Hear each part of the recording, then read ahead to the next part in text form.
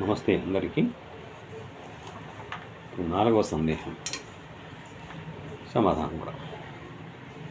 ఆసనాలు చేసేవారు ఎక్సర్సైజులు, వాకింగ్ లాంటివి కూడా చేయవచ్చా? ఆసనాలే చాలా.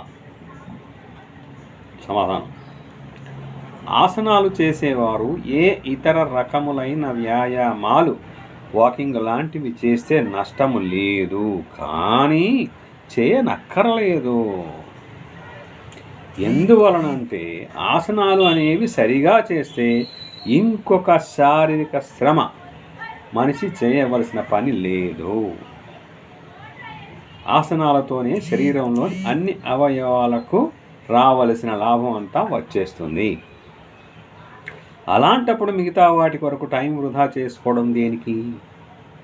ఇంకా టైం ఎక్కువగా ఉంటే ఇంకా 4 ఆసనాలు ఎక్కువ చేయడంలో లాభం ఎక్కువగా ఉంటుంది. వాకింగ్ చేసేవారు, ఎక్సర్సైజ్ చేసేవారు ఆసనాలను నేర్చుకోవాలి. అవి 2 శరీరానికి సంపూర్ణ లాభాన్ని చేకూర్చలేవు. ఏ 2? వాకింగ్ మరియు ఎక్సర్సైజ్లు. ఆసనాలను బాగా చేసుకునేవారు ఏ ఇతర వ్యాయామాల కొరకు టైం వృధా చేసుకోవద్దు. This is the answer. So ఆసనాలే వేసుకోండి. మిగతా వాటి మీద కాన్సన్ట్రేట్ తగ్గించండి. దీని మీద కాన్సన్ట్రేట్ పెడితే ఇంకెక్కువ ఫలితాలు రావడానికి అవకాశం ఉంది. All the best.